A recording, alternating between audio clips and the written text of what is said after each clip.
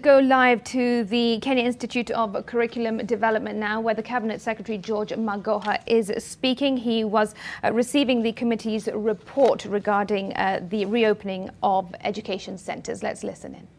A report which has credible proposals on the way forward in seeking resumption of learning whenever it is considered appropriate as guided by the Ministry of Health and other arms of the national government.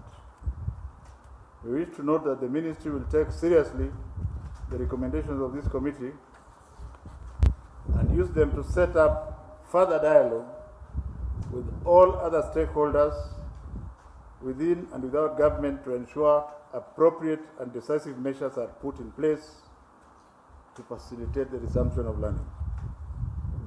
The government, in consultation with development partners, is putting in place mitigation measures in all schools to prevent COVID-19 from penetration to our learning institutions. We assure the public that the government will provide further direction this weekend regarding the extended closure of schools, given that some of the main COVID-19 restrictions are still set to expire, and I dare say that it will look like an open secret because as we speak, 351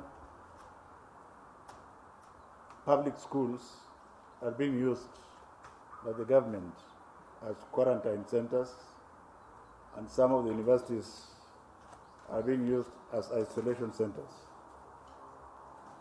Further, the ministry will review the report before advising the country on steps to be taken regarding the most important issue of the academic calendar and the level of preparedness that will be required of all stakeholders involved in running ECD centers, primary and secondary schools, teacher training institutions, TVET institutions, and our universities.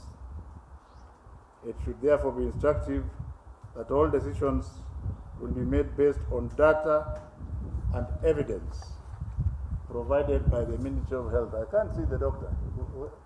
Why are you standing 10,000 miles away? Let them see you so that they know you are a senior member. On a sad note, ladies and gentlemen, this ministry has noted that some parents, guardians, and caregivers are not providing sufficient care of their children while at home.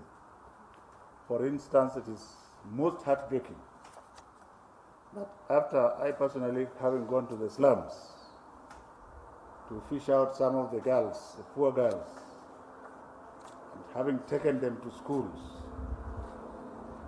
and then looking for scholarships for them, some of the scholarships are for 4 years.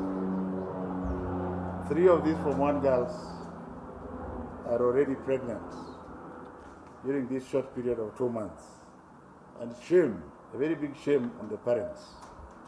I would like to talk to them eyeball to eyeball. That I think we should only produce those children that we are able to take care of. If you have no time to look after your child, then perhaps you have no business creating a child. And this is going forward because this pandemic is here for a while. I want to state without any fear of contradiction that our parents must change their mindsets and love their children, provide time. And the love is measured by the number of minutes or hours that you spend with your child. It is not measured by the amount of money you give to your child. When you spend time with your child, you are spending part of your life with your child. And that is what is lacking.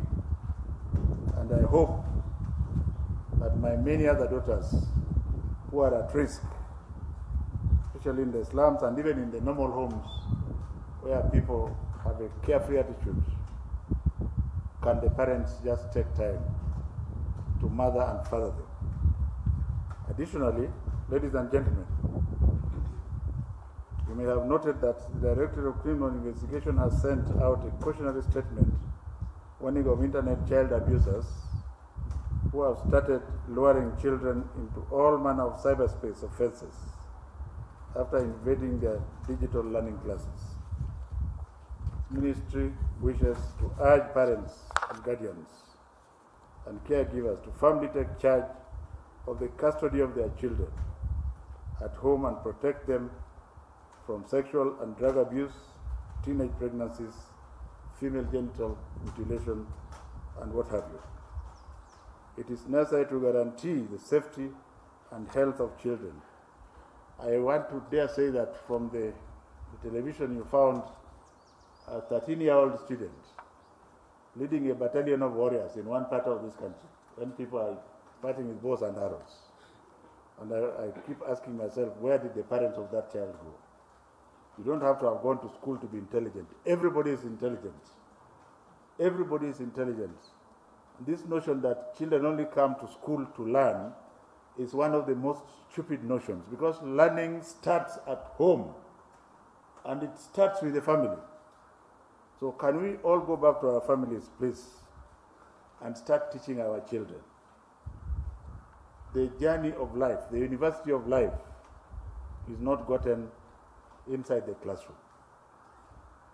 A bigger part of it starts from the family, at home. Through the Kenya Institute of Curriculum Development, the ministry has extended lessons to provide through the broadcast online and digital learning until such time that schools are open. Let me hasten to disabuse your mind from giving me a battery of questions that, my dear brothers and sisters, you have seen that this pandemic is still spiking. You have also seen all over the world that nobody has opened any school when the pandemic is still spiking. But you have also seen in places like South Korea or Israel, where everything was done correctly and people rushed to open and they have closed. So it would be of no consequence if you ask me, are we opening yesterday? I think that pronouncement will be made by somebody else at an appropriate time. This will be made free to you, but not today, because it has an owner. The owner must be briefed, and then we shall make it public. I think that is a fair way to go. So if you want to ask me questions, wait until Monday or Tuesday, when I will now answer you with a full throttle. Thank you very much, ladies and gentlemen. I appreciate the fact that you have been here since morning. But you know, when the clergy comes before you, you don't argue. Does any of you argue with them? You don't argue. So that's why this has taken a bit longer. I know I called you for 11, but the clergy took that notion. Thank you very much. Santeni sana.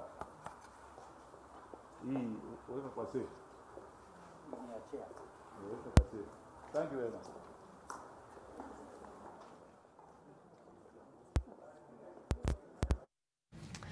All right, the Cabinet Secretary for Education there, George Magoha, speaking to the press. He did not answer any questions, and he did say that he could not answer the question as to when schools may reopen. That he may address after the presidential address takes place tomorrow.